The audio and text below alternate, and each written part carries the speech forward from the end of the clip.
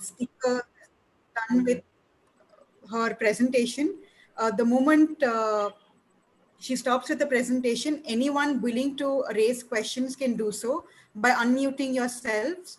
At the moment, I'm going to mute everybody.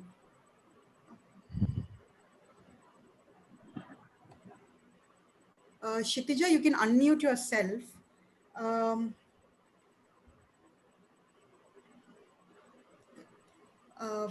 Good evening, one and all. Welcome to MTB's 141st webinar.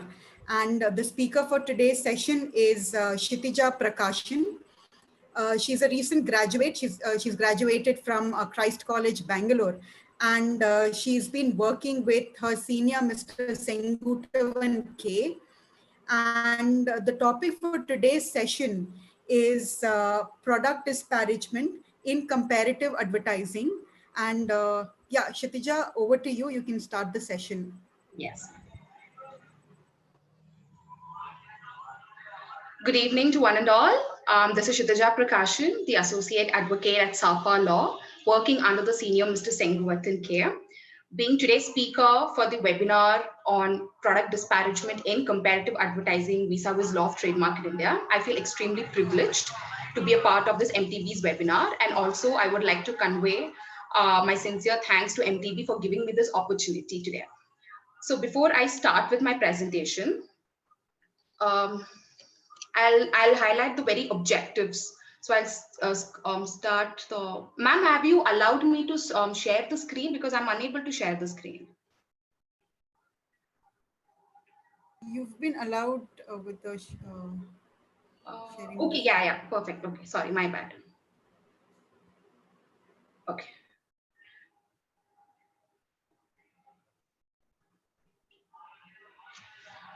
So before I start with today's presentation, I would like to highlight the very objective of today's presentation and the reason why I chose this topic. So the objective of today's presentation is to highlight how the concept of comparative advertising in general and how product disparagement in comparative advertising has evolved in the recent past, and how significant decisions in the recent years have paved way for certain crucial aspects which the courts have interpreted in a very dynamic way, and also how this gray areas needs to be addressed, because some of the questions are unanswered by the courts through these decisions in the recent years. So I would just want to highlight how this concept has evolved over time with the significant decisions. Moving on.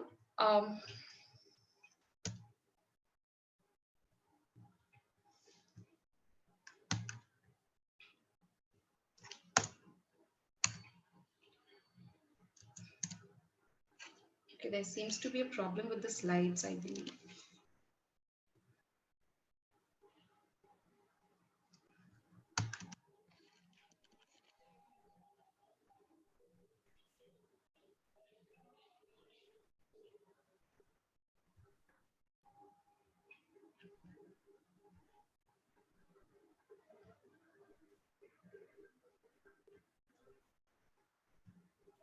Okay. So in order to understand what this concept is, we need to first understand how this concept has evolved and what essentially signifies comparative advertising under the law of trademark. So to put it in simple words, comparative advertising is a form of advertisement in which two or more products falling under the same genre of products are compared in respect of one or more attributes of products. So it's simply, if I am a manufacturer of a particular product, I am comparing my product with respect to the other products available in the market. So that is what comparative advertising in brief is. Now, it may seem that the very objective or the very purpose of this comparative advertising is to highlight the advantages of one's product in that advertisement, so that in order to promote their own product in that particular advertisement, one is able to also educate the consumers as to how their own product stands different or stands apart from that of the competitor's product. Now, comparative advertising is not just centered around the merits, but it also merits of the products that are being compared, but it also highlights the differences between the products that are being compared. So in terms of composition, or in terms of quality, And in respect of many other attributes, if there are two products that are being compared, it also signifies the differences which are being compared of those two products in that particular advertisement. Now, in brief, there are essentially two types of comparative advertising. One is explicit comparative advertising and the other one is implicit comparative advertising. So as the name is self-explanatory, explicit comparative advertising is the advertisement that directly refers to a rival's product in a direct way.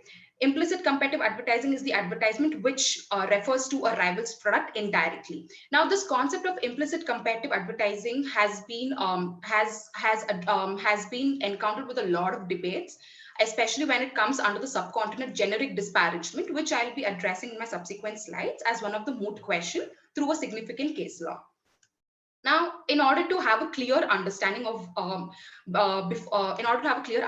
the concept, we need to first look at how this concept has evolved over time and what were the provisions that governed comparative advertising in India. So initially, cases relating to misleading advertisements or false advertisements were governed under Section 36A of the MRTP Act.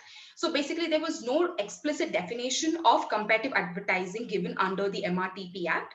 MRTP Act under Section 36 provided the definition for unfair trade practices. So comparative advertising was, the concept of comparative advertising was brought under the greater umbrella of unfair trade practices in Section 36A. So it said that unfair trade practices in comparative advertising would constitute so and so. So the two essential ingredients that amounted to unfair trade practices in comparative advertising includes any kind of visible representation, maybe it orally or in a written format, and that representation is in a way that is misleading or giving or an untrue advertisement, in subsequently in a way that it disparages the rival's product in the market. So this is what in precise Section 36 unfair trade practices in comparative advertising constituted. Subsequently, the MRTP Act was repealed and Competition Act came into force, and the same provision with respect to unfair trade practices and comparative advertising was incorporated under Section 66 of the Competition Law. Moving on with the Consumer Protection Act, unfair trade practices was defined under Section 21R, and the very definition of unfair trade practices as how it was mentioned under the MRTP Act under Section 36A was in pari-materia to what it is under Consumer Protection Act. So it has just the definition as it is, it's retained the same. So it is just in pari-materia to what's given under Section 36A of the MRTP Act. However, when we see the Consumer Protection Act in general, we know that the act is consumer centric.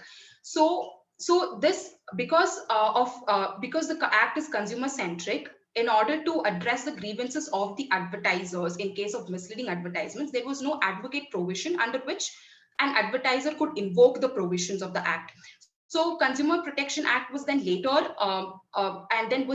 substituted, if I would say another body that had come into place was Advertising Standards Council of India.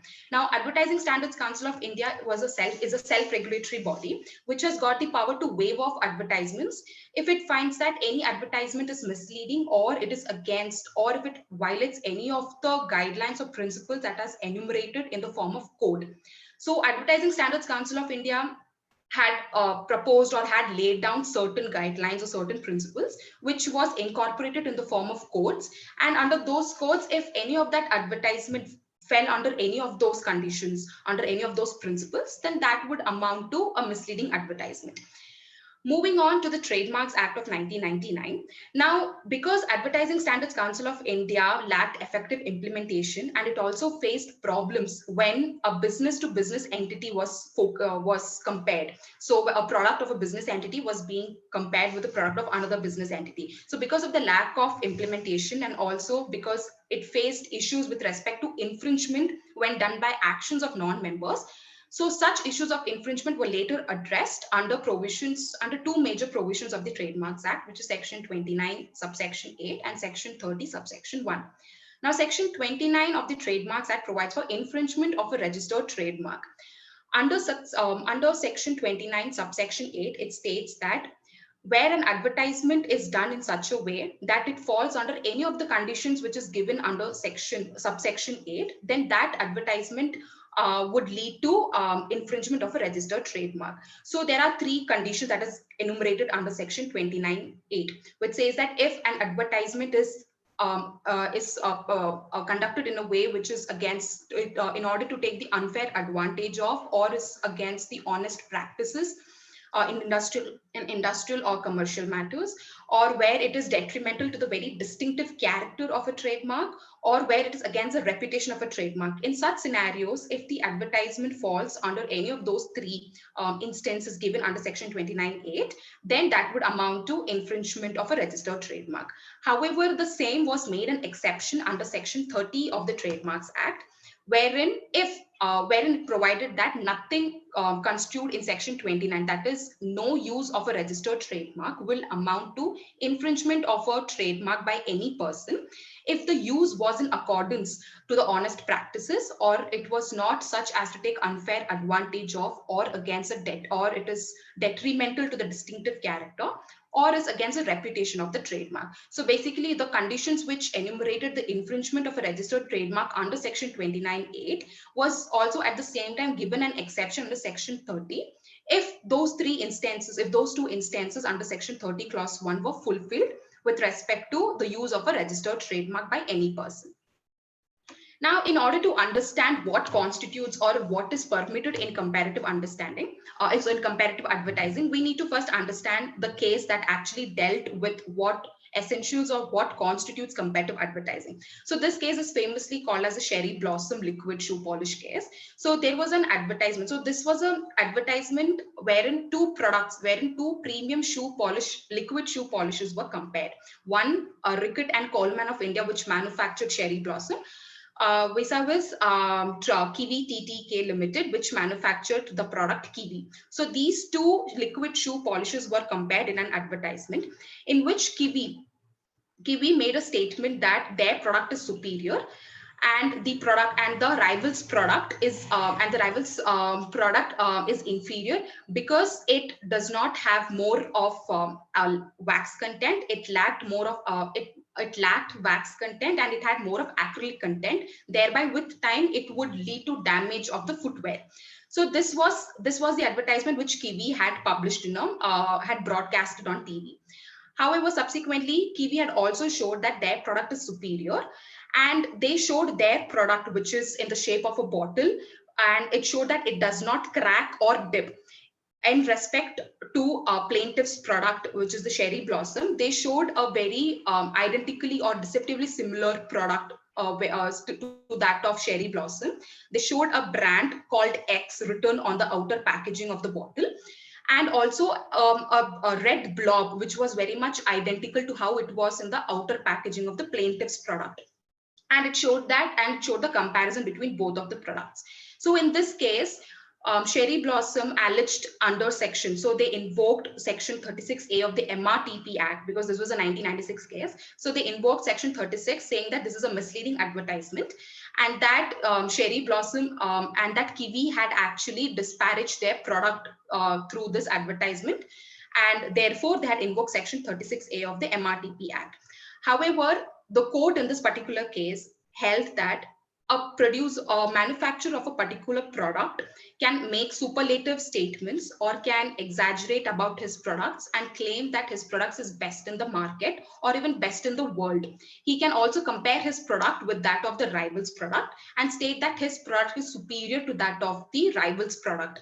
However, what is not allowed is that he cannot compare that. He cannot state his rival's product to be of inferior quality or it is bad in the market. So this is what constitutes comparative advertising, and this is what it was laid down in the Cherry Blossom case. Subsequently, this very case led to a significant question, that is, what is product disparagement in comparative advertising? We understood what is comparative advertising and what is permitted in comparative advertising. However, through this case, there was another significant question which was raised as to what constitutes product disparagement in comparative advertising. How will we know when a product has been disparaged at the time of comparative advertising? So to explain this, to have a brief understanding of the same, I have tried attaching a video of a particular case of a particular advertisement wherein they have showed the facts in a very brief way. So I'll just play the video.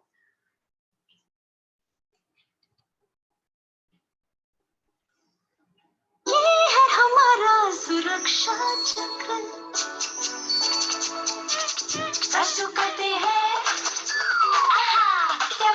लड़ते हैं, दांत हमारे सोन सारे Colgate से। हर सुबह लाखों माएं अपने बच्चों को कोलगेट की सुरक्षा देती हैं। अब कीजिए उनका भविष्य भी सुरक्षित कोलगेट के साथ। बस बैग पे लिखे नंबर पे कॉल कीजिए और आप जीत सकते हैं 1 लाख रुपए के स्कॉलरशिप्स और लैपटॉप्स। कोलगेट, सुरक्षित खुशियां, सुरक्षित भविष्य।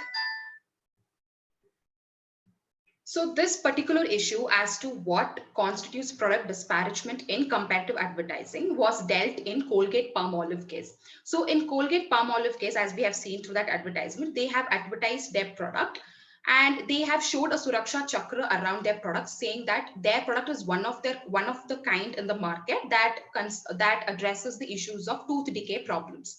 Now, we can see from that video that from that advertisement that there was no specific reference or there was no specific mention of any registered trademark or any name of the product. It merely made superlative statements about its own product, and it showed that their product is very, it's one of the kind in the market that can, and it's one such product in the Indian market that concerns, that provides, that addresses the issues relating to decay problems. Now, what happened in this case was the court came up with a new concept. That is, the court introduced a new term which is called puffery. Now, puffery is, so in simple words, puffery is a mere exaggeration. So when you're indulging in an act of puffery, it means you are merely exaggerating or you're making a superlative statements about your products and saying that your product is so and so, it's best in the market or it is best in the world. And that's how a mere exaggeration in order to promote the sale of your product in the comparative advertising. Now, the court held that there is a thin line of difference between puffery and disparagement. So what is allowed in India is puffery. So a manufacturer of a particular product can indulge in the act of puffery, but as soon as he crosses or as soon as he exceeds that line of puffery, and the moment he starts disparaging the rival's product in that comparative advertising, that would lead to disparagement. That would lead to product disparagement, and which is essentially not allowed under Indian law. So disparagement is not allowed under Indian law, while one can indulge in the act of puffery as it is. So the court in this case held that even though Colgate had, even though Colgate maybe through implicit comparative advertising had stated that its product is one of its kind in the market, Pepsodent, the manufacturer of Pepsodent, which was Hindustan Unilever Limited, alleged that this is a misleading advertisement, as there are many other players in the market that addresses the tooth decay issues, and Colgate is not just the only player in the market that provides the same remedy. However, the court held that here in this case, Colgate merely promoted its good by showing a Suraksha Chakra and showing that their product helps in curing tooth decay problems. And thereby, this was merely an act of puffery. The Colgate did not make an explicit reference to any particular trademark, be that of Pepsodent or any other player or any other relevant player in the market. Thereby, there is no disparagement. So as long as there is no disparagement, there is no cause of action. So this was precisely stated in this case.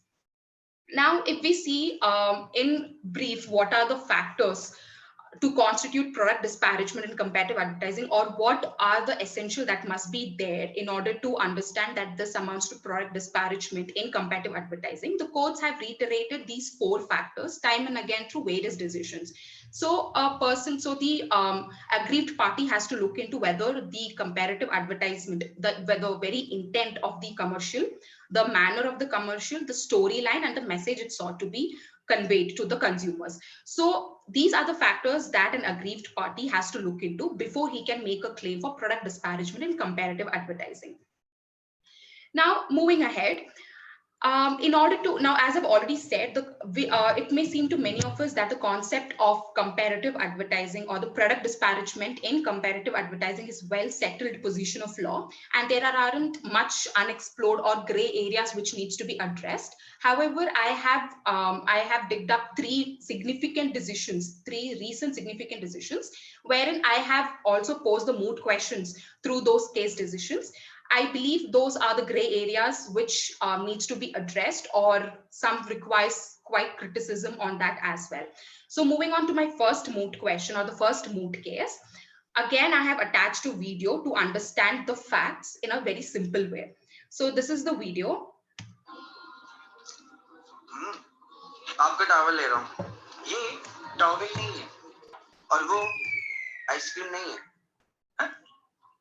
जिसमें vegetable oil होता है वो ice cream नहीं, frozen dessert होता है। Amul ice cream real ice cream है जो है 100% मिल्क बेस्ड। आइसक्रीम वर्ड के लिए पहले पैक चेक करें। Amul ice cream. So this case is famously is also called as quality versus Amul case or Amul versus quality case. So in this case, as we have seen from the very video, Amul had advertised, it had broadcasted a TV commercial where it has compared its product ice cream with that of the frozen desserts in general. So if we see from that very advertisement, there was no mention of any trademark or any name of any particular product was not revealed. So the comparison was just with respect to its product, which is ice cream, with that of the frozen desserts in general. Now, Amul also stated that it also came, the Amul also carried a tagline which says Amul is real milk, real ice cream, and it contains 100% milk. And it also made a statement that 30% of the manufacturers of frozen desserts use Vanaspati for manufacturing the frozen desserts. Now, in this case, the Hindustan Unilever Limited, which is the manufacturer for quality walls, they came up, they alleged that this particular advertisement disparaged the frozen manufacturers of frozen dessert in general. So one of the contention of quality walls was that even though there was no specific mention of any registered trademark or the name of the product was not revealed, however, the said TV commercial has an effect of disparaging the frozen desserts in general, and mostly of which Quality Walls is the manufacturer of the frozen desserts in India.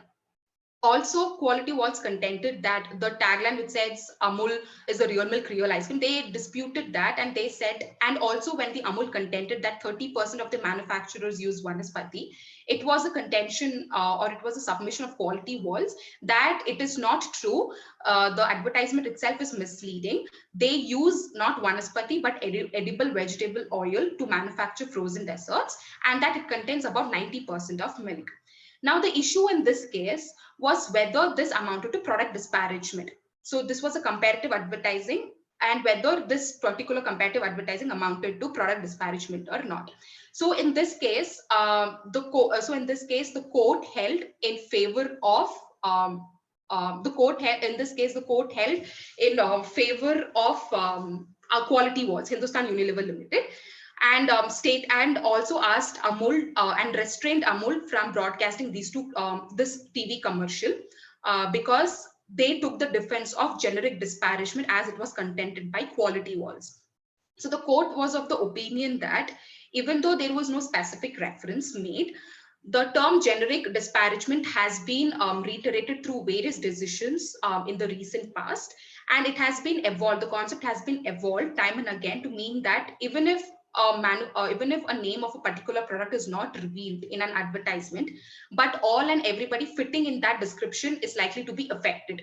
So in this case, Amul had advertised its product, and it showed its ice cream in respect of frozen desserts in general. Now, because there was no specific mention, anybody fitting in that description, meaning to say anybody who the manufacturers of frozen desserts in general would actually, they can actually institute a suit against Amul.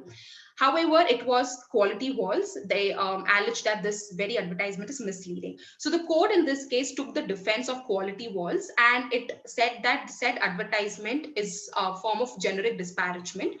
So there, even if there was no explicit mention, it still had the impact. The advertisement had an impact of disparaging the frozen desserts in general. Majority of the manufacturer was Quality Walls in India. So therefore, it also looked into it all. The court also took into consideration the intent, the manner, the storyline, and the message it sought to be conveyed. And it said that it is very misleading because for any person, it would easily convey the message that the product that they're referring to is quality. Now, subsequently, the court in this case also laid down 3 important criteria for a disparagement claims to succeed. So the plaintiff has to show that there has been a misleading or a false claim regarding the plaintiff's product. The claim leads to deceiving the consumers, and the same is likely to affect the consumer behavior. Now, we know that the court here in this case has rendered the decision in favor of Quality Walls, and it had asked Amul to remove this particular advertisement. Now, the moot question that arises here for consideration is, should generic disparagement be itself be upheld? Now, I am not really in favor of this judgment, and I base my contentions on 2 grounds. Firstly, we do not have an advocate provision of generic disparagement anywhere under the Trademarks Act. The concept as such is evolved time and again through various decisions of the court, and the court has made it very clear and explicit that if an advertisement is referring to an entire class of product or to a specific class of product, then everybody falling into that description would be affected. So if going by that analogy, or if you're going by that very interpretation of the court, generic disparagement, the very concept, because it is not available, because it is not provided anywhere under the Trademarks Act, how do we understand in which scenarios, or like how do we understand in which scenario this particular thing should be, to be upheld, or in which particular scenario it should not be upheld? Second, my second contention is that when we see generic disparagement, when we see it from a consumer point of view, a consumer base in India is regarded as someone, a common man with a reasonable or with an average intelligence. Now, for a common man with reasonable intelligence, how is he presumably going to understand that the frozen desserts that they're referring to, or the product that Amul is referring to, is of Quality Walls and is not of any other player? Because in India, there are various players, there are diverse players of ice cream, right? So you have Vadilal, you have Baskin Robbins, Arun Ice Creams, many players. They are into frozen desserts as well as making ice creams. So how would, from a consumer point of view, or from a consumer point of view, how would one ascertain whether the product that Amul is trying to advertise or trying to show the depiction through this advertisement is that of quality? Because when we see, the very purpose of comparative advertising is to promote one's product or services through the advertisement in order to educate the consumers about the products, so that it helps in boosting the sales of that particular product. Now, in this case, wherein there was no explicit mention or there was no use of any registered trademark, how could a consumer understand that the product that they're referring to was of quality? And also, coming back to the section 29, subsection 8, it says that a registered trademark is infringed by any advertisement of that trademark if the advertisement falls under any of those 3 conditions. Now here, I do not think how Quality Walls came up with their defense of invoking that there was, the advertisement was misleading and it was contrary to honest practices in industrial commercial matters, because there was no infringement of a registered trademark by Amul. It had in general shown frozen desserts, and it has generally made, and the statement was in general, it was a general statement, a generic statement, which could be intended to anybody. So how could the court possibly draw a conclusion, or come to arrive at a conclusion that generic disparagement must be upheld, because that actually also limits the very purpose of comparative advertising, which is to boost one's sales through comparative advertising. So this is what my moot question is: should generic disparagement be upheld or not? Because I am not, in my opinion, I really do not think this decision was good in law, and I believe it was per incurium, because they really did not consider essential factors here. So this is the moot question.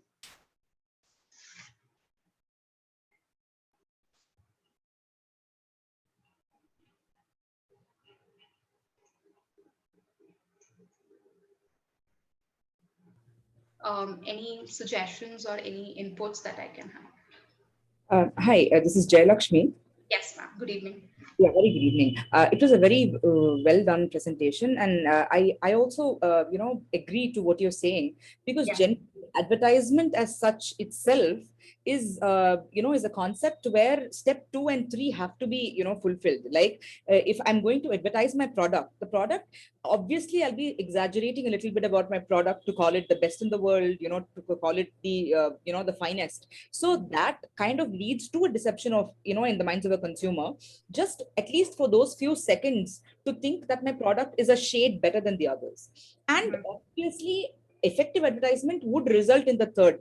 So according to me, the most crucial aspect of comparative advertisement, or even to see if disparagement is there or not, would be the first step, which is, am I affecting any particular player in the market? Am I targeting anybody? Am I specifically pelting stones at them?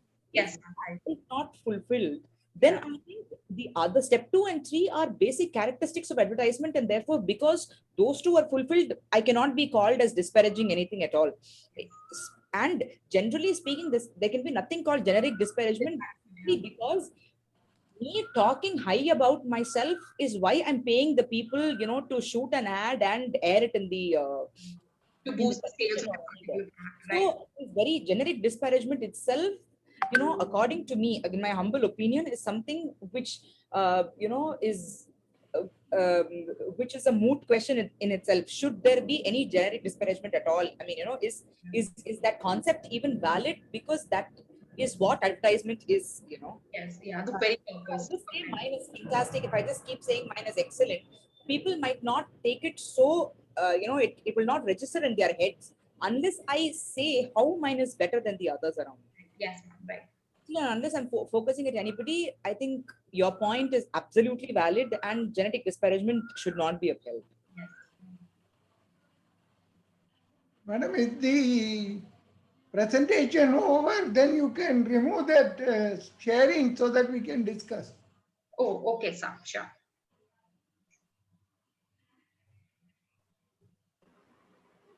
Thank you, Kshitija, for the presentation.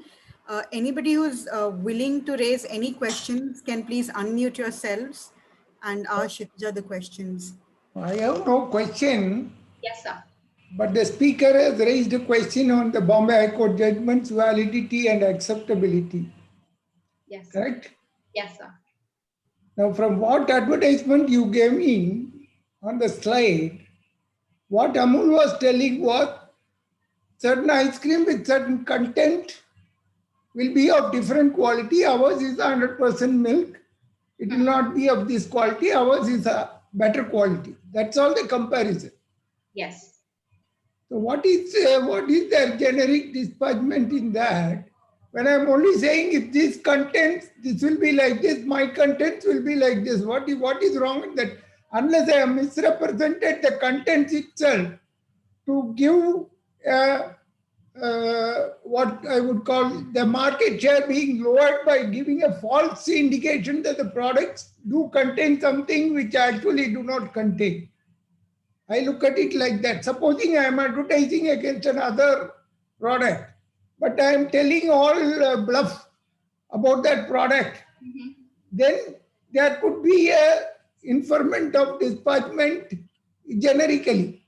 But here, the product that I have advertised and what I told about the other product are factually correct, right? That was the contention, sir. So if I may interrupt you, Amul had contended that 30% of the manufacturers of frozen desserts use Vanaspati. So this very statement of Amul was disputed by Quality World, saying that it is not true.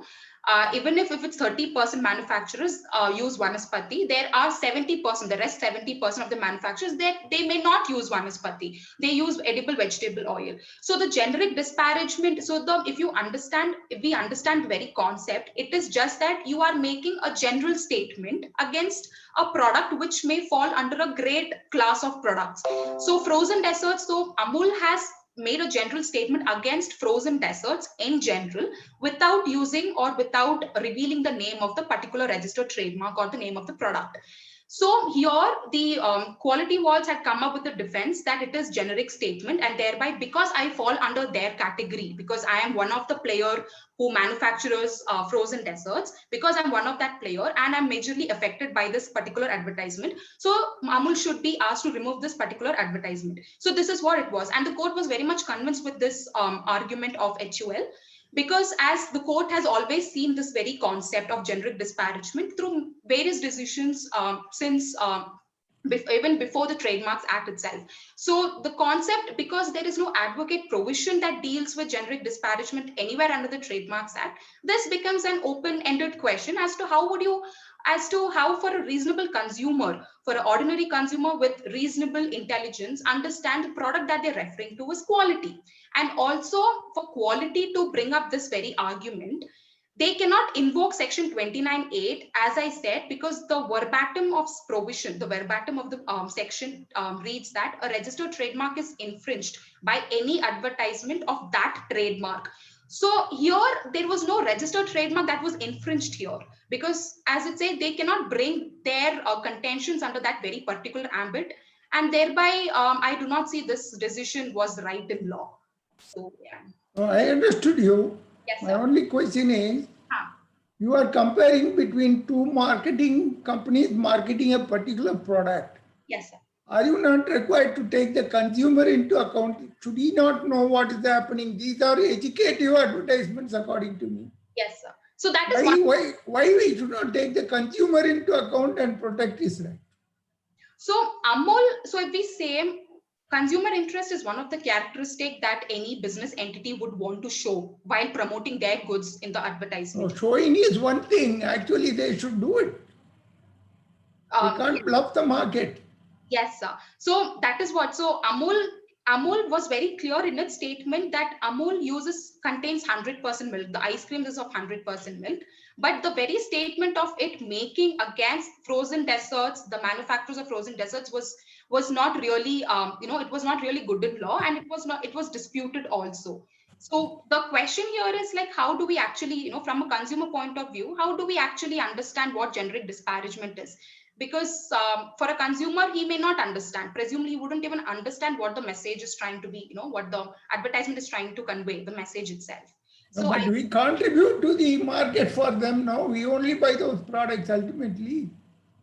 Why we should not be concerned? There should be a consumer awareness on all these advertisements also, according to me. I think, do you mean to say that there should not be any comparison with any of the advertisements? If I am going to advertise a product, I should only state about my product, but I should never compare with any other product. Is it so? Fine, sir. What I said in my earlier slide also, you can indulge in puffery. You can even compare the differences between the two products. It's completely permitted under law. But what you can not do is disparage the product in any particular way. In this particular video, if it was a particular advertisement, if we see, they have made a statement that 30% of the manufacturers use vanaspati, and it is not, do not have advocate milk content. Assuming for a moment that your words that disparagement I should not. Suppose if I am going to just say about my product in a better manner. Yes, sir. Which is going to have an effect on the other person, but I am not comparing it. I am not comparing with any other product. Yes, how to deal with it? And I may be comparing my own product that this is the best one. Yes, sir. With certain ingredients or any other thing, but I may not be comparing with any other person. But even then also there will be some disparagement that I am criticizing the other one's product also. Exactly. So that is what this very case is, Amul itself, because it is very controversial case as to if this is the case, how should generic disparagement? So how would an advertiser or how would a manufacturer of a particular product would even promote his good in advertising? Is the question. Because if that is the case, everybody would sue each and every manufacturer of a product saying that you made a general statement and that had an impact of disparaging my product. So that is again a very controversial question, which I think it is not even answered in your. Otherwise, in fact, actually, as it is stated by Mr. Viswanathan sir, saying that he wants to promote the knowledge what we wanted. We can take it in the other way also. That there is going to be a knowledge improvement. This is having only vegetarian foods, now non-vegetarian, something like that. One may have some different kind of this one. What it may be even a knowledge, but the interpretation what you will say that when you are compared with my product, therefore it is disparagement. They can take every, and there Exactly. will be endless to that extent. That Yes. is No, what I understand from you is there is a very, very thin Thin line line of difference between buffering and disparagement. Yes, sir. Very difficult. Yes, It is the mind of the court that governs the whole thing. There is no law on this. yes. And As you also, rightly said, 29A also, there is no violation of Yes. registered trademark. Yes. But the court goes on giving like this. And you yourself opine that this judgment does not seem to be facts of the correct. case, I feel so. It will depend upon each and every facts of the case, how the comparison is taken up, how the advertisement. And the senior counsel arguing the matter. Adding Wonderful. points to the earlier discussion, I have a point here. So, assuming this particular generic disparagement issue is, is questioned here, in this particular case, Amul had told that 100% of my frozen products are made of milk, whereas the competitors are made of vanaspati, right? So, assuming that I had a defense on myself that I made that 30% of the other manufacturers use vanaspati in proven records, wouldn't that particular advertisement itself be a honest practice that was done by me, and therefore does not lead to infringement of trademark, and therefore will not fall under this genetic disparagement issue itself?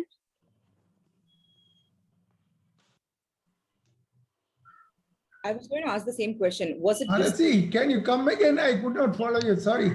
So what I was saying is, assuming Amul in this particular case, they had already said that 30% of the other frozen dessert manufacturers use vanaspati oil instead of milk. So this particular advertising is what they have termed it to be a generic disparagement.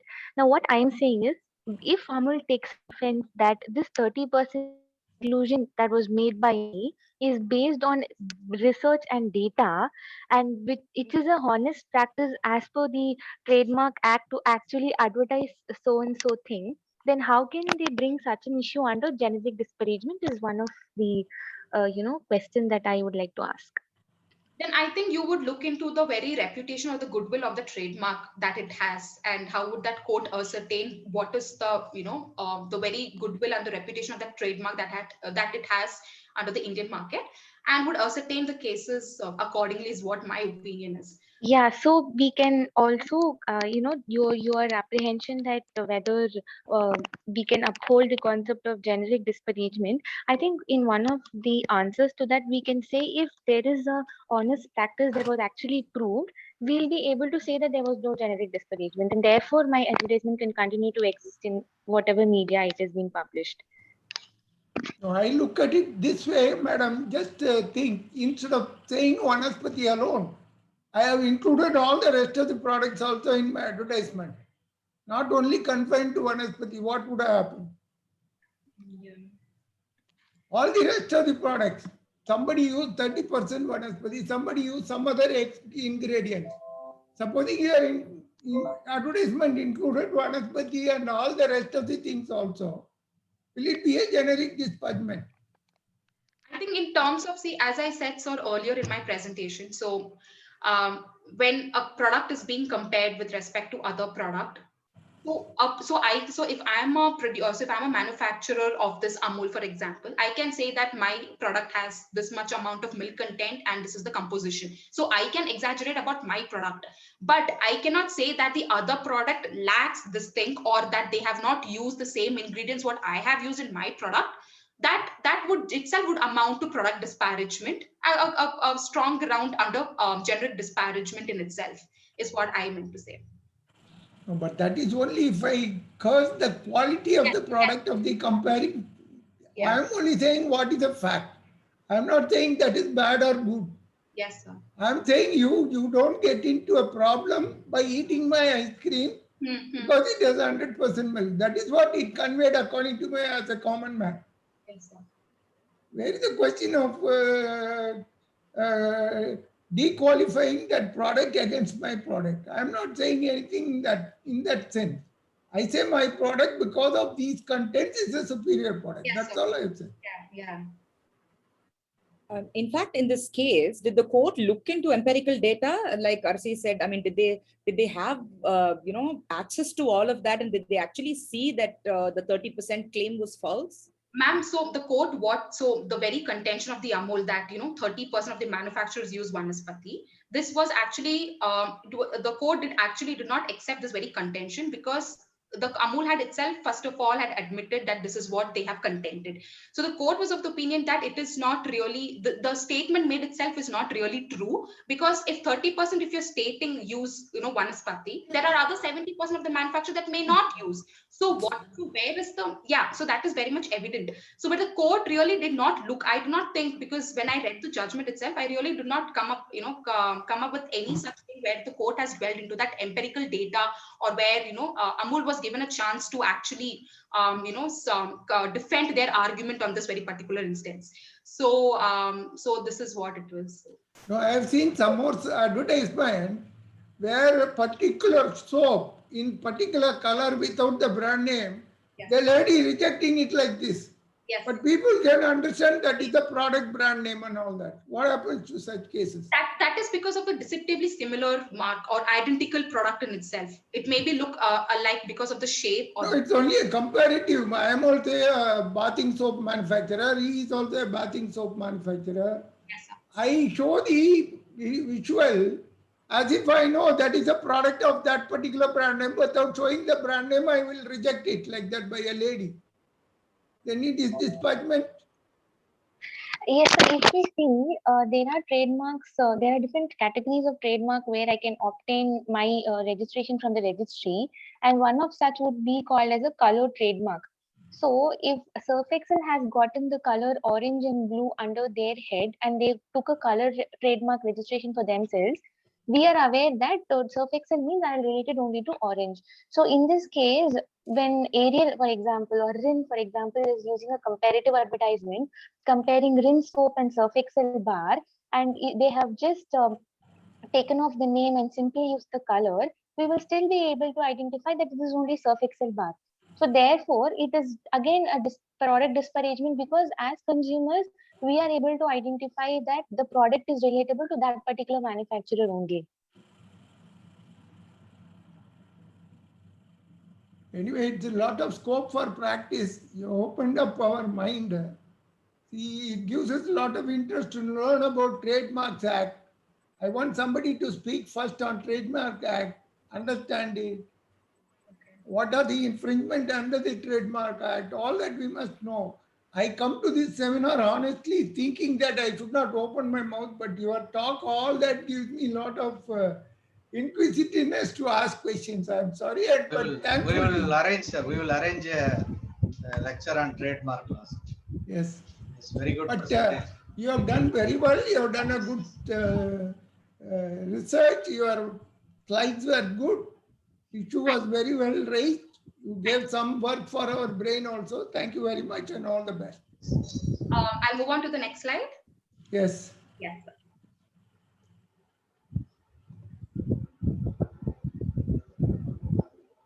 How many more slides are there? So Sarah, there's 4 more slides. There are 2 more moot questions. I will. Okay. You could have told us earlier, I would have stopped. No problem, sir. Okay. Moving on to the next moot question. So this is again through a very recent case, famously called as Complan versus Horlicks case. Now, in this case, I couldn't get a video, describing the facts of this case. So I'll just briefly explain what the facts of this case was. So Complan had published an advertisement in a newspaper stating that 1 cup of Complan, it compared 1 cup of Complan with 2 cups of Horlicks, and it stated that 1 cup of Complan gives twice the amount of protein as compared to 2 cups of Horlicks. Now, this was the advertisement. Now, it also had a tagline saying that from now on, only Complan. Now, this case, now, the Horlicks Limited, they filed a suit invoking section 29, subsection 8 of the Trademarks Act. And they said that they have disparaged their registered trademark through this advertising, and also that they did not consider a standard parameter of comparison, that is protein per 100 grams of each of the products. So the comparison, the parameter itself was not a standard parameter. They have done it in a blatant way. And also that Complan, and also that this was one of the argument, and also that it was contended by Horlicks that one second, I'm very sorry, I'll just refer my notes.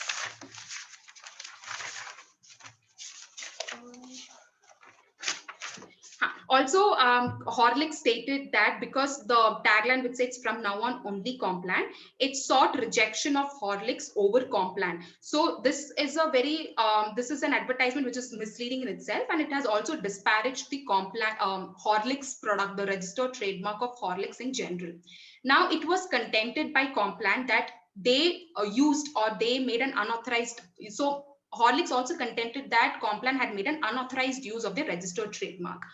Complan, on the other hand, stated that they used this particular, they used a particular registered trademark of Horlicks in order to show the depiction, in order to show the comparison in the newspaper as to what one glass of Complan would lead to. What is one glass of Complan is equal to how 2 cups of Horlicks would deal with. So, so after this, the code. So this case was rendered by the Delhi High Court. So the Delhi High Court said that, so in the surprisingly, the court held in favor of Complan, and the court employed the ordinary person test. So according to the ordinary person test, if a consumer with a reasonable intelligence or with an average intelligence, if he's going to be impacted from this very advertisement, or he's going to understand the very message that this factual representation depicts, then that would, you know, that would be a strong ground for the aggrieved party to file a suit against Section 29, subsection 8.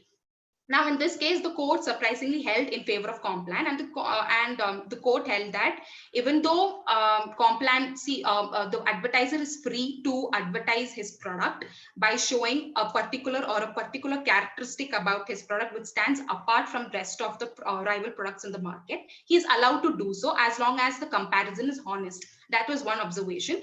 And secondly, it also said that by employing the ordinary person test, the court said that Complan had not made any detrimental effect to Horlicks trademark, because there was a clear distinction between the two registered trademarks in the newspaper. Now, the question, the possible moot question that we can come up with, how do we actually ascertain the consumer behavior in the print media? Now, in this particular case, we have seen that the Complan had published an advertisement in the newspaper. Now, if had been the case wherein Complan had broadcasted this particular advertisement in an audio-visual representation, such as television or internet, would the court be? Would the court still hold Complan? Would the court still hold Complan not liable in this particular case? Was one issue, because when we see the consumer base in India. Now, the effect of consumer or the impact a consumer is likely to have from an advertisement when he's viewing it from the newspaper is entirely different from how it is he's going to be impacted from the audio visual representation itself. Because for an example, for a person who do not know how to read and write, or who's illiterate basically, if he comes across a newspaper advertisement of this, he wouldn't really understand until and unless it has some factual representation to it. So if just this image is being portrayed, or just this image is being published in the newspaper, how would a consumer would actually know what is the message that the product that Complan is trying to convey?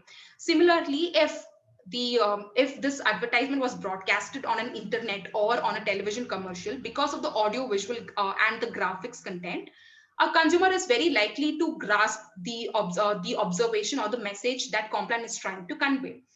And also, when you see this case, I think this case is entirely different from what we discussed in the previous case, which is the Amul versus Quality case. Because in Amul versus Quality case, there was no specific reference to a registered trademark. The name of the product was also not revealed. Despite that, the court ruled the decision in favor of the aggrieved party, which is the Quality Wars, and restrained the Amul from advertising that. However, in this case, there was all the elements that fit under section 29 subsection 8 was there. That is there, if you see section 29 subsection 8, which talks about infringement of a registered trademark by any advertising, if that trademark falls under any of those categories. So there was a registered trademark, which is Horlicks. It falls under the first clause, which is to take unfair advantage of, or it's against the honest practices in industrial or commercial matters. Second, that it is detrimental to its distinctive character. Complan has very much portrayed from its tagline also, from now on only Complan, to show that it is actually causing a detrimental effect to the registered use of the Horlicks in general. And also it also falls under clause C of section 29 subsection 8, which states that if it is against the reputation of the trademark. So here, if we compare this case with that of the previous case, this case is definitely per incurium, because I believe Horlicks had made a good stand, or had made a good argument. It had come up with a strong argument invoking section 29 subsection 8, stating that all these ingredients are fulfilled by Complan. So Complan should be asked to should be restrained from broadcasting, or from publishing this advertisement. However, the court, because the court employed the ordinary person test, it was the opinion of the court that people who viewed this advertisement in the newspaper would definitely understand that there is a clear distinction between both the two marks, that is Complan as well as Horlicks, and there was no detrimental effect, because the very reason why Complan advertised this was as a form of freedom of speech and expression, which is protected under Article 19(1)(a). So this was one of the contention which was put forth by Complan, that he is allowed to advertise his product and is also protected under Article 19(1)(a), which is a freedom of speech and free speech and expression. So commercial advertisement is a form of protected free speech, right to freedom of free speech and expression. So because of that, the Complan was free in order to show or advertise its product with that of Horlicks, and show the very characteristic, the special characteristic that Complan had, and which it stand apart from the Horlicks product. So when we see this case is prima facie is very, I think it's per incurium, because if court can render a decision in favor of the aggrieved party, wherein a registered trademark was not actually revealed or was not even used by the infringing party, here in this case, there was a clear-cut depiction of the registered trademark of Horlicks, and also all the three essentials, or that is all the three conditions enumerated under section 29 subsection 8 was met by Horlicks. How did not the court rule the decision in favor of Horlicks is my contention. Because if you see the ordinary person test also, what the court has said, the court is of the opinion that for a reasonable man with a reasonable intelligence, he is likely to understand the very differences between those two products. But I am posing, because we have two different medias of comparative advertising, print media as well as online media, the audio-visual representation. So had this case been broadcasted through a television or on a radio, how would you think the court would have rendered the judgment itself? Because that would have impacted the consumers to a greater extent as that of a person who's reading or viewing this particular advertisement in the newspaper. So this is my second moot question.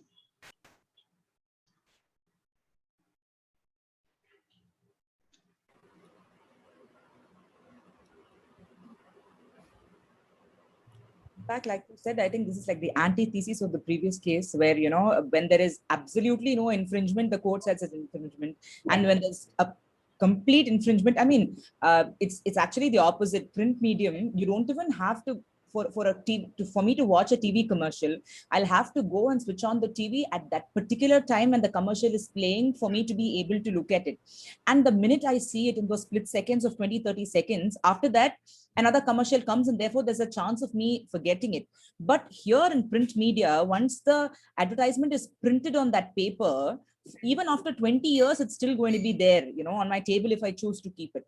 So that almost attains permanency, right? So to me, print media is far more, reaching. People might not be able to grasp it as quickly as when they watch a commercial. However, print media conveys to far larger number of people, and even to people who don't want to. I mean, you don't have to go and take a paper and look at it. It'll just, you'll just come across that piece of paper somewhere. And immediately that will, because Horlicks cups are there and Complan cups are there, you don't even have to read the English. The very sight of it will convey, you know, a lot of message.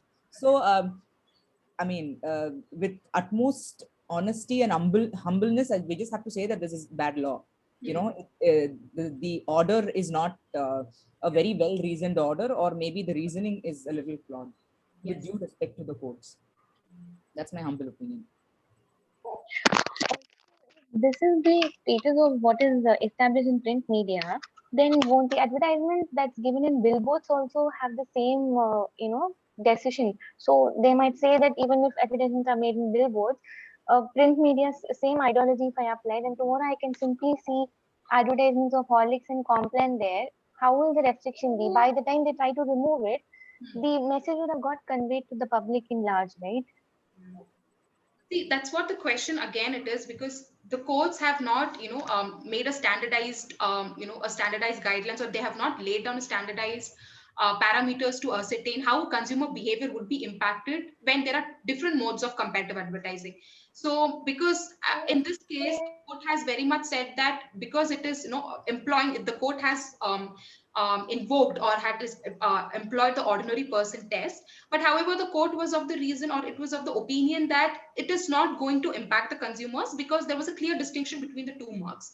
So I do not see how the court has even come up with this argument. And also when you're comparing this case with the previous case, because all the essentials under section 29 subsection 8 was clearly met by Horlicks, by Complan, and this was the strong argument given by Horlicks. So why did not the court actually consider these essentials, these contentions put forth by Horlicks, and why did not it render a judgment in favor of Horlicks is my, is the thing.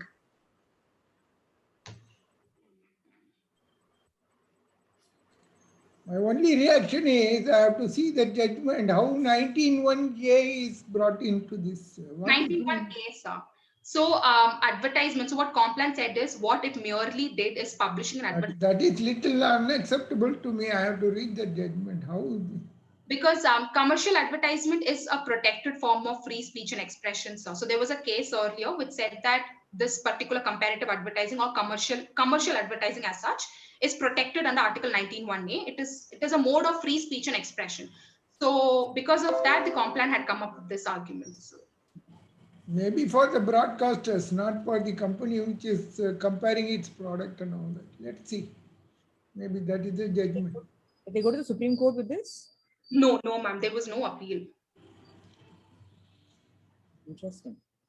Did not totally compare to the judgment what is given in Amul and versus quality, and the Complan versus this one is totally different. Yes, it's extremely different. I think the court where it had to actually give remedies or upheld the judgment, they have done it vice versa. So I do not think how they have come up also. It's very same Bombay High Court. Same Bombay High Court. Whether the Delhi, which was the first one? The first one was the Bombay High Court, sir. Bombay. Whether that was referred there in the Delhi High Court, whether that was referred or no, so because that is completely different. That was with respect to generic disparagement only. This one was respect to whether there is a product disparagement in the first place. So yeah. Actually, here the relevant question was whether there was an infringement per se, right?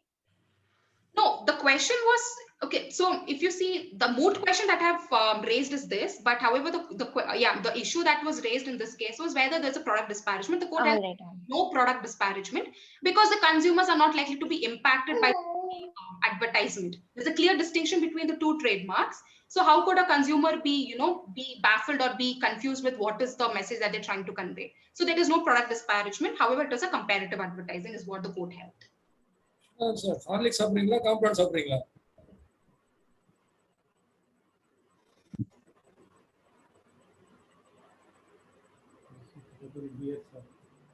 Okay, so I'll move on to the last moot question.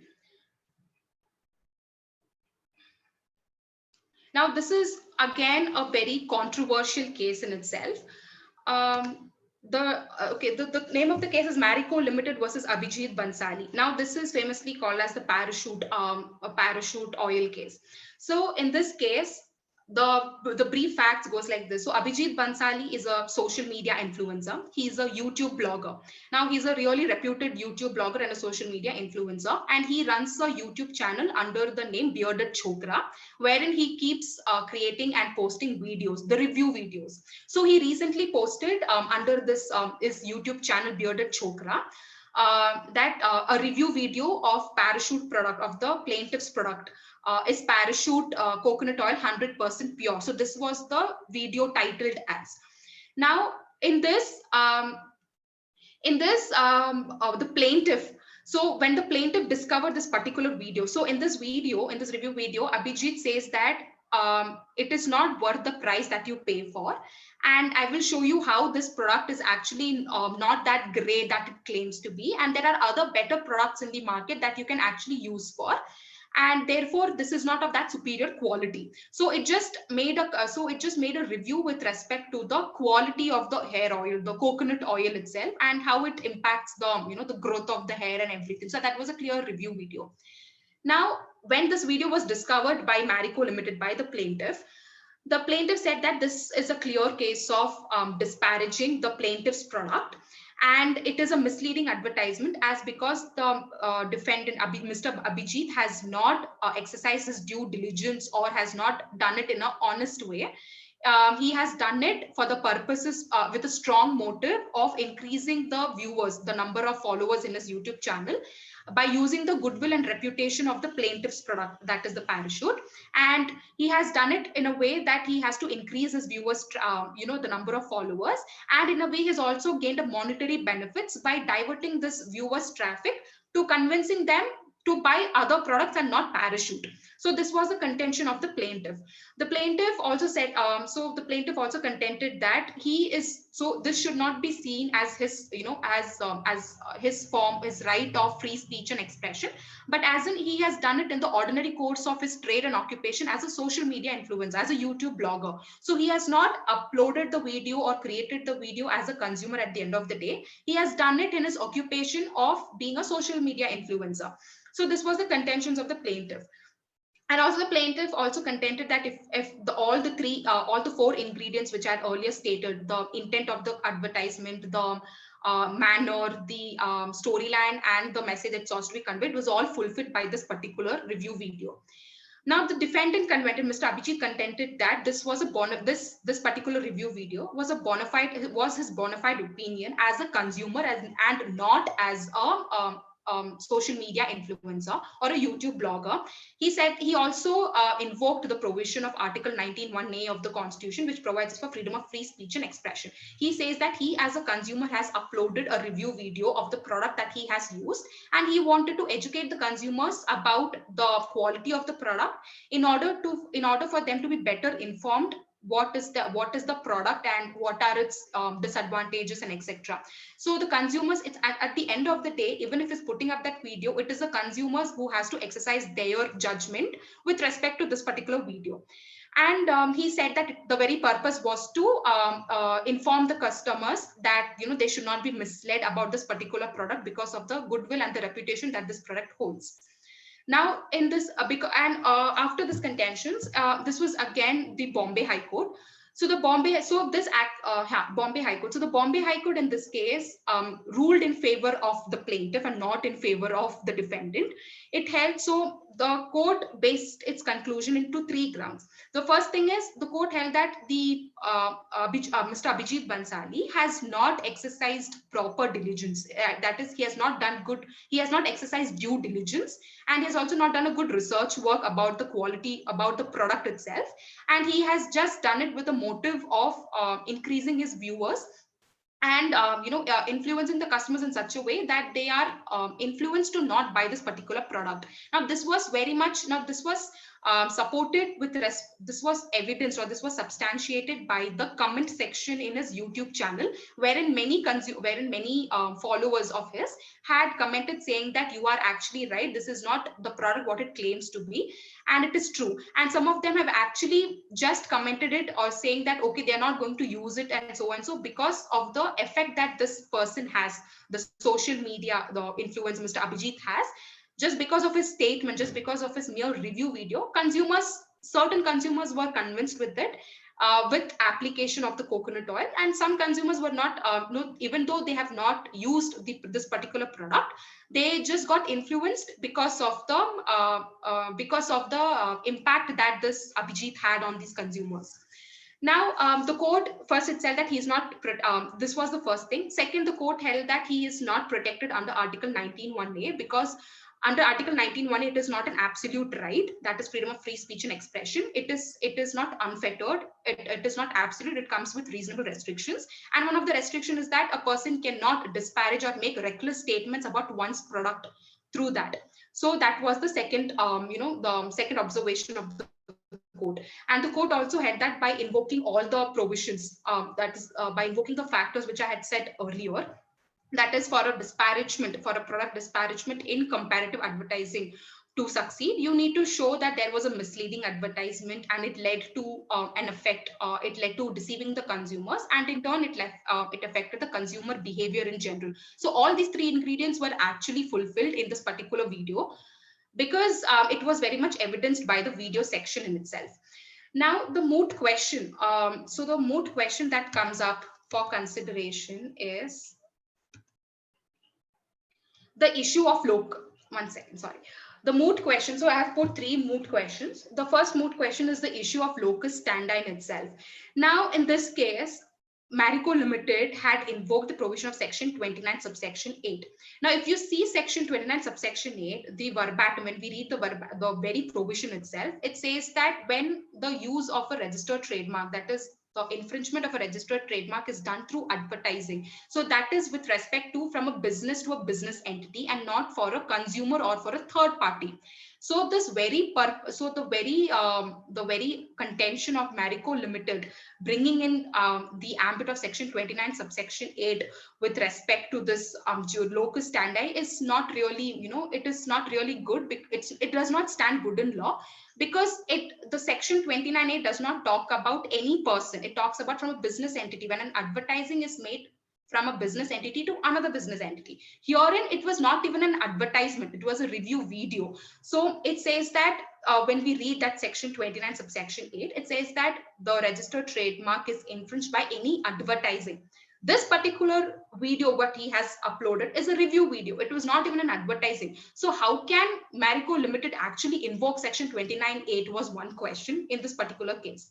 Second, how do we ascertain, or how could the court come to a conclusion or arrive at a conclusion that what amounts to an honest review? So whether a mere opinion of a person at the end of a day, I am a consumer, I am at the end of the day, a mere opinion of mine regarding a product, would that lead to product disparagement in itself? Because if that is the case, every person who's into this YouTube, who's into social media, or who's into this YouTube channels, who runs a channel of their own, they are a consumer at the end of the day, despite the number of followers that they have. So how would the court would even ascertain that that particular review was not honest, or it was not bona fide, and it was misleading in a particular way? So that is the second moot question. And the third is, what are the parameters that the court has to consider to constitute what amounts to honest review? Because the term honest has been defined both under section 29 subsection 8 as well as under section 30 subsection 1. So the concept of, or the very expression honest is an open-ended question, because we do not know what amounts to an honest, an honest practice, or what amounts, or what does not amount to an honest practice. So these are some of the moot questions which I have posed. Because of this case, because this is a very controversial case, which even I felt, needs a lot of gray areas that has to be, that has to be addressed. So these are the three moot questions and the last slide of my presentation today.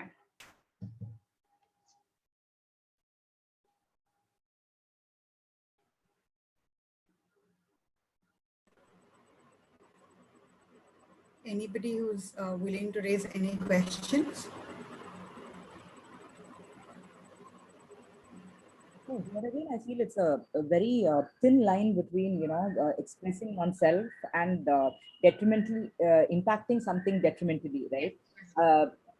And very frankly speaking, nowadays, all these, review makers or content creators, right? They, as far as I understand, they don't get anything out of, the company or the product itself, the company does not hire them. So it's just because of this YouTube's, agreement, where when you have so many followers, or your video is liked by 1 million or more, and then you get monetary rewarded because of that. And that again is not like a very agreement, so to say, where the YouTube is bound by has to pay and all of that. It's just like a small reward or something that they give. So actually speaking, a lot of likes or a lot of followers, and merely because somebody came and wrote, I would not buy this product, does not mean it's going to translate into actual action. So here again, I think, it could have been a very honest opinion, from that blogger, and it could, I mean, I have not seen his video for me to justify his stand, but then at the face of it, it seems like, without any test of honesty, the judgment was delivered. So I think in most of cases like this, I think the court is often inclined to see the goodwill and the reputation of that particular product that is there in the market. So because Parachute has been since what time immemorial, if I can say like that. So that is the only product which is like very much reputed in the Indian market with respect to hair oil, especially the blue color bottle in itself. So the very impact that it's going to have on the consumers, if there is a review video of this sort, it's going to be really vast. The extent of the impact is going to be really vast. So I think often the courts are inclined to see it, what is the goodwill and reputation and how it is going to affect the consumer behavior because of this particular video, or because of this particular advertisement is, what the court actually considers. So that's what it was. So I think this is a very highly controversial case, because I really did not agree with any of those points, whatever what was made by Marico Limited, because it's very I do not think, how do you actually draw a line of difference wherein I'm a person, I'm a consumer at the end of the day. I am putting a review video, even if I do not have so many followers, but I'm just actually putting my bona fide opinion, honest review. How would that actually amount to product disparagement? So if that is the case, everybody who wants to, inform the consumers about the better products in the market and who wants to compare it, I do not think then that would actually sustain here.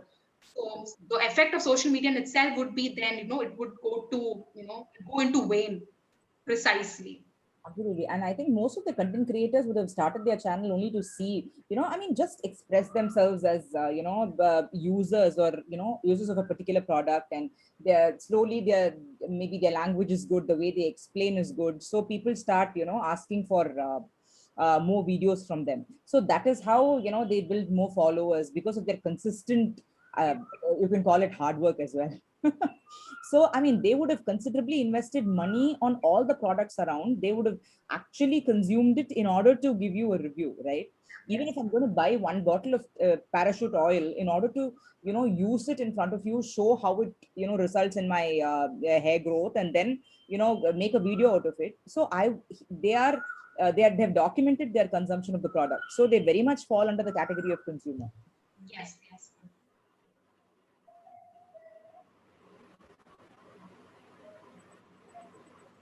My only response to this particular issue, now we had only advertisement through cinema, then we went into TV, now social media has come. Will the recent government restrictions on display of videos and all that content of these social medias, recently some law has been made that has also been challenged in our High Court now. Will it restrict all this kind of material? We have to wait and see whether these are prohibited from being published.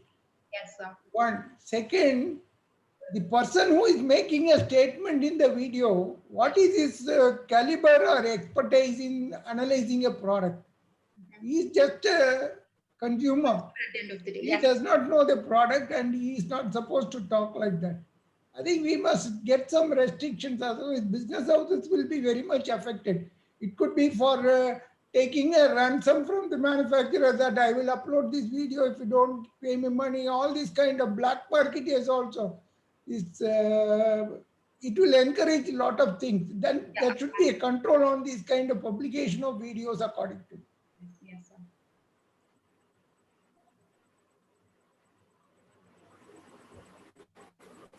What Swaminathan sir, Kshitija, you anything like to say?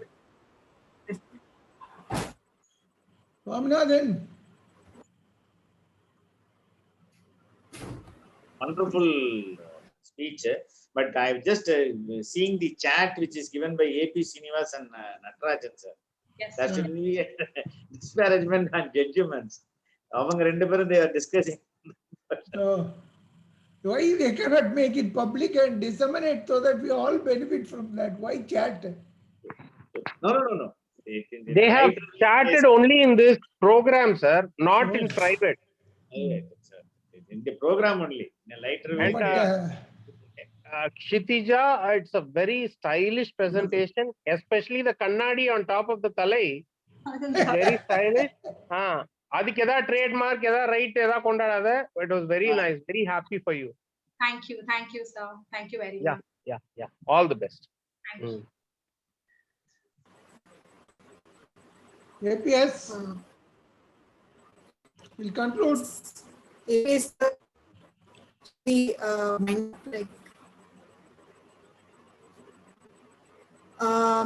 Kshitija, thank you for the presentation. It was like very informative. Thank you so much. I think we are going to like close down with the presentation now. I wish everybody, to just stay at home, stay safe. And yeah, that's all for today's session. Thank you so much for participating. Yes, thank you. Thank you all. All the best. Thank you, sir. Wonderful presentation. Thank you, sir.